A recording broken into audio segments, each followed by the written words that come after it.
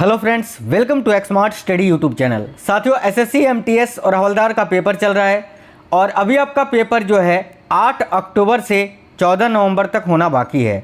यानी जिनका भी पेपर 8 अक्टूबर से 14 नवंबर के बीच है उन सभी के लिए आज के इस वीडियो में अब तक हुए एसएससी एमटीएस एग्ज़ाम के आधार पर मोस्ट एक्सपेक्टेड क्वेश्चंस करवाएंगे इस वीडियो में।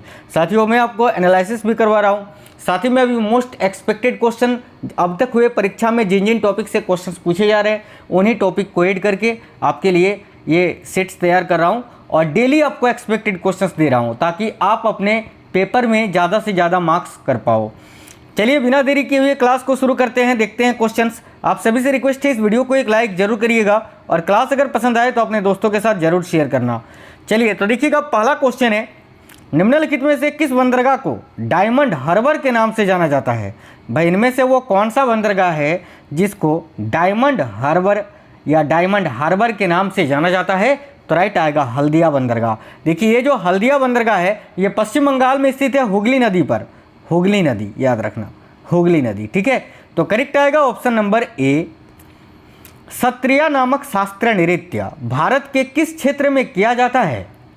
देखिए भारत में कुल 8 शास्त्रीय नृत्य है और 8 में से एक आपका सत्रिया है और ये जो सत्रिया है ये 8 में से 8वां यानी सबसे अंतिम वाला शास्त्रीय नृत्य है। किस राज्य का है? तो ये असम राज्य का है और असम भारत के उत्तर पूर्व में आता है। तो इस क्वेश्चन का करेक्ट आएगा ऑप्शन नंबर सी, उत्तर पूर्व में किया जाता है। याद रखना, उत्तर पूर्व क्षेत्र में, ठीक है। नदी या इनमें से वह नदी कौन सी है जिसे पश्चिम बंगाल का शोक कहा जाता है? तो भाई पश्चिम बंगाल का शोक किस नदी को कहा जाता है? तो देखो करेक्ट आएगा दामोदर नदी को। ऑप्शन नंबर डी दामोदर इस क्वेश्चन का करेक्ट आंसर आएगा। आगे देखिए, मनरेगा के अंतर्गत न्यूनतम इनमें से कितने दिनों का रोजगार प्रदान किया जाता है? आज भी एक नरेगा से आपसे क्वेश्चन पूछा था, नरेगा पूछा था, मनरेगा नहीं, कि नरेगा एक्ट कब आया था? तो साथियों ये तो अक्टूबर 2005 में आया था और अगर मनरेगा की बात करें तो ये 2009 में आया था, ठीक है। तो देखो यहाँ क्वेश्चन अलग है, क्वेश्चन ये है कि मनरेगा के अंतर्गत न्यूनतम कितने दिनों का रोजगार प्रदान किया जाता है? तो भाई करेक्ट आएगा 100 दिनों का, यानी राइट आएगा ऑप्शन नंबर सी। अगला क्वेश्चन है, हिंदुस्तान रिपब्लिक एसोसिएशन ने, ठीक है, अपना नाम हिंदुस्तान सोशलिस्ट रिपब्लिक एसोसिएशन के रूप में परिवर्तित किया था कहाँ पर? तो करेक्ट आएगा फिरोज शाह कोटला मैदान, दिल्ली में, ठीक है। चलिए नेक्स्ट है, नीली क्रांति निम्नलिखित में से किससे संबंधित है? तो भाई देखो नीली क्रांति जो है ना वो किससे संबंधित है? तो मछली उत्पादन से या मत्स्य उत्पादन से, याद रखना। अगला है, वाराणसी में सेंट्रल हिंदू कॉलेज की स्थापना किसने की थी?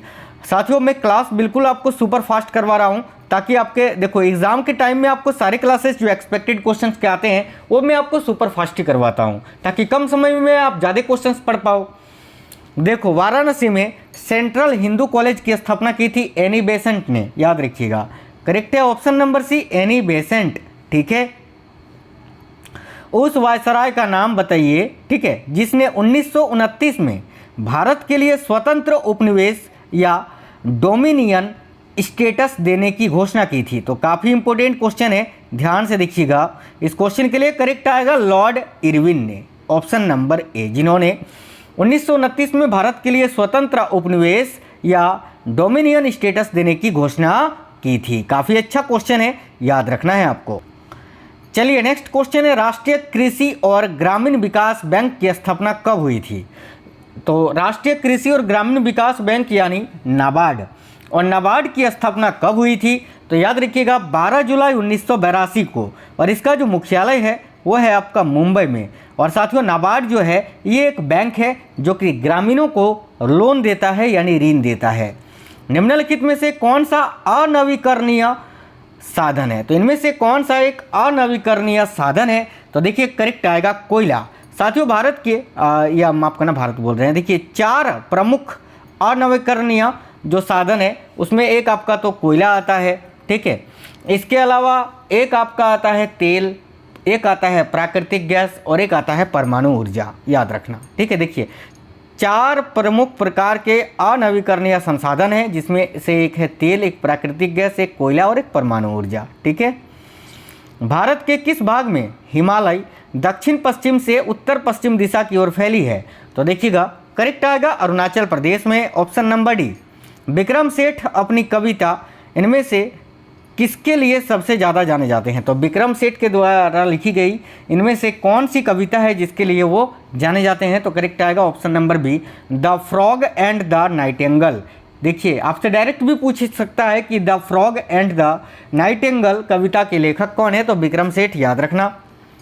हॉर्नबिल त्यौहार, जिसे त्योहारों का त्यौहार भी कहा जाता है, भारत के किस राज्य में मनाया जाता है? तो करेक्ट आएगा नागालैंड में। ये 1 से लेकर 10 या 15 दिसंबर तक नागालैंड में मनाया जाता है। और हॉर्नबिल त्यौहार पहले भी पूछा था इसी साल इसी पेपर में एसएससी एमटीएस में, और आज एक बार फिर से पूछा है, तो फिर से रिपीट होगा, याद रखना नागालैंड। ठीक है, आगे देखिएगा। देखिए वो आगे बढ़ेंगे उससे पहले आपको जो देखिए जो राज्य, जिन राज्यों से ज़्यादा त्यौहार वगैरह पूछे जाते हैं, मैं कुछ राज्यों के प्रमुख त्यौहार यहाँ बता देता हूँ।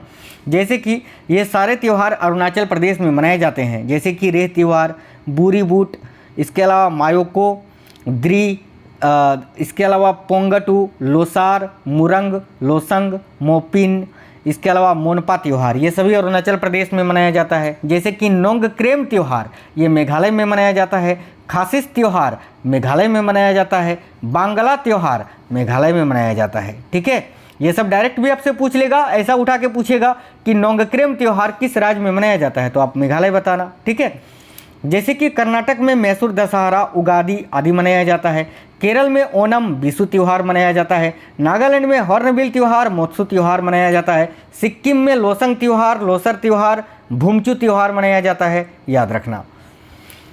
आगे देखिए, पश्चिमी विक्षोभ के कारण भारत के किस क्षेत्र में शीतकाल में वर्षा होती है? तो करेक्ट आएगा कश्मीर घाटी में, याद रखना। और तमिलनाडु में जो शीतकाल में वर्षा होती है वो लौटती मानसून से होती है, याद रखिएगा। सिख साहित्य के अनुसार गुरु नानक देव का जयंती भारतीय चंद्रमास की पूर्णिमा के दिन मनाया जाता है, यानी किस पूर्णिमा के दिन? तो याद रखना कार्तिक पूर्णिमा के दिन साथियों गुरु नानक देव की जयंती मनाई जाती है। ठीक है, यक्षगान एक लोक नृत्य है जो कि किस राज्य से संबंधित है? तो देखिए यक्षगान जो है ये कर्नाटक का लोक नृत्य है। मैंने लोक नृत्य का एक स्पेशल वीडियो आपके लिए प्रोवाइड कराया है चैनल के अंदर, एमटीएस के लिए स्पेशल देख लेना उसको आप। ठीक है, निम्नलिखित में से कौन सा आंदोलन बंगाल में स्थापित किया गया था? तो भाई रामकृष्ण मिशन जो है ना ये बंगाल में स्थापित किया गया था, ऑप्शन नंबर ए करेक्ट आएगा। बुद्ध पूर्णिमा हिंदू माह की पूर्णिमा के दिन मनाई जाती है, यानी किस महीने के पूर्णिमा के दिन बुद्ध पूर्णिमा मनाई जाती है? तो देखिएगा यहाँ आपका करेक्ट आंसर होगा ऑप्शन नंबर ए बैसाख। ठीक है, बुद्ध पूर्णिमा हिंदू माह बैसाख की पूर्णिमा के दिन मनाया जाता है, याद रखना। पानीपत की तीसरी लड़ाई निम्नलिखित में से किस वर्ष लड़ी गई थी? तो करेक्ट आएगा 1761 में। देखिए पानीपत की 3 लड़ाई हुई थी, पहला 1526 में, दूसरा 1556 में और तीसरा 1761 में, याद रखना। भारत में संसद के दोनों सदनों के लिए चुनाव कौन आयोजित कराता है? तो भाई सिंपल सा क्वेश्चन है, निर्वाचन आयोग, ऑप्शन नंबर बी। नटवरी नृत्य किस नृत्य शैली से संबंधित है? तो देखिए ये जो नटवरी नृत्य है साथियों, कथक आपने सुना होगा जो कि नॉर्थ इंडिया या उत्तर प्रदेश राज्य का शास्त्रीय नृत्य है, और ये जो नटवरी नृत्य है ये कथक का ही भाग है, ऑप्शन नंबर ए करेक्ट होगा। भारतीय राष्ट्रीय कांग्रेस की स्थापना कब हुई थी? देखिए भारतीय राष्ट्रीय कांग्रेस की स्थापना 1885 में हुई थी, option number D. A.O. Hume ने कांग्रेस की स्थापना की थी। अगला क्वेश्चन है, भारतीय संविधान की कौन सी विशेषता ब्रिटेन के संविधान से ली गई है?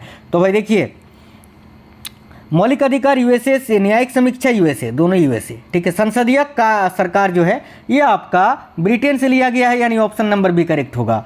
मौलिक कर्तव्य की बात करें तो ये रूस से लिया गया है। इस क्वेश्चन का राइट आंसर है ऑप्शन नंबर बी।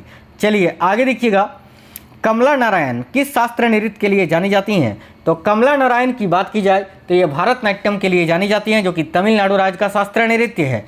कथकली जो है ये आपका केरल राज्य का शास्त्रीय नृत्य है। ओडिसी ओडिशा का है और कथक उत्तर प्रदेश या उत्तर भारत का है।